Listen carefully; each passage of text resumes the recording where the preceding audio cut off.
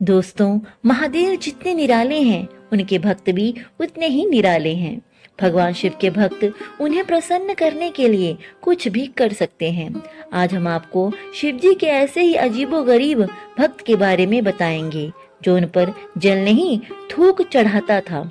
पर यह भी सवाल उठता है कि आखिर वो ऐसा क्यों करता था? क्या उसे महादेव से किसी बात का कोई गुस्सा था? ये एक शिकारी की कहानी है जिसका नाम थिम्मन था।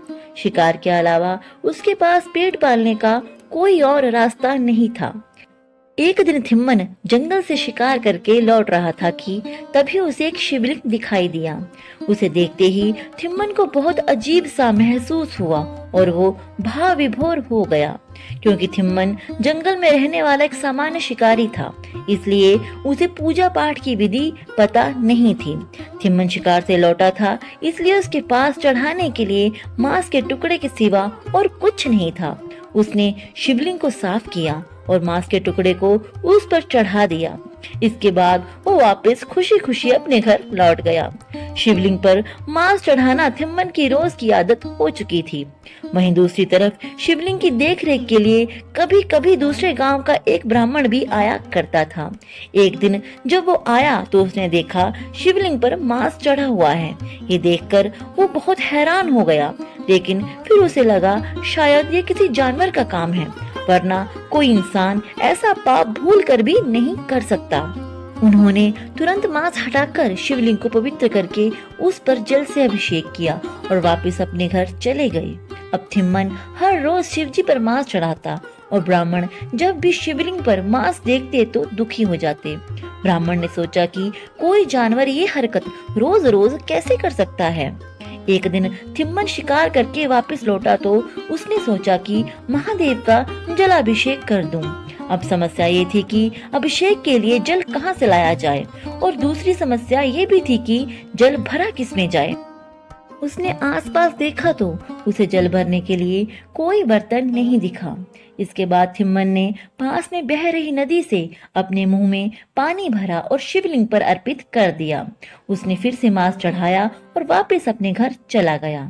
जब उस दिन ब्राह्मण देव आए तो देखा कि शिवलिंग पर मांस के साथ साथ कोई थूक भी गया था। ब्राह्मण देव परेशान हो गए और शिव जी से पूछने लगे, हे प्रभु, आखिर कौन है ये जो आपको रोज अपवित्र करके चला जाता है? आप मुझे बताएं वो कौन है, मैं उसे सजा दूंगा। कौन है जो ये महापाप रोज रोज कर रहा है? तभी अचानक शिवलिंग से एक आवाज सुनाई देती है जो कहती है, ब्राह्मण देव, आपकी तरह वो इंसान भी मेरा बहुत बड़ा भक्त है। वो एक शिकारी है। वो श्रद्धा से मुझे जो भी चढ़ाता है मैं उसे स्वीकार कर लेता हूँ। अगर आपको भी उसकी अनोखी भक्ति देखनी है तो आप जाकर झाड़ियों के पीछे छुप जाएं और फिर जो भी हो उसे अपनी आंखों से देखें। ब्राह्मण झाड़ियों के पीछे जाकर छुप गया। तभी कुछ देर बाद शिकारी आ गया। थिम्मन ने देखा शिवलिंग की एक आंख से खून बह रहा है। उसने शिवलिंग पर कुछ जड़ी बूटी लगाई, पर खून बहना बंद नहीं हुआ। ये देखकर थिम्मन ने एक चाकू से अपनी एक आंख निकालकर शिवलिंग पर लगा दी, लेकिन इसके बाद शिवलिंग की दूसरी आंख से भी खून निकलने लगा। थिम्मन ने चाकू निकाला और अपनी दूसरी आंख काटकर शिवलिंग पर लगाने का सोचा।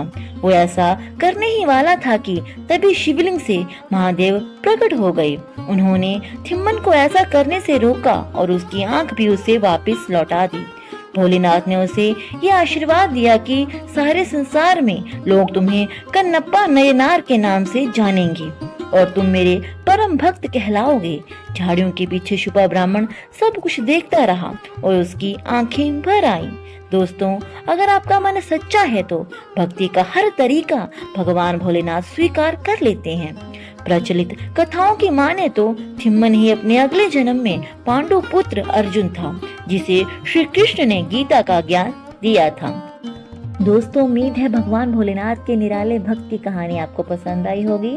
अगर आपको कहानी अच्छी लगी हो तो हमारे चैनल को सब्सक्राइब करके और पे सेलेक्ट जरूर कीजिए। तो मिलते हैं अगली वीडियो में। धन्यवाद।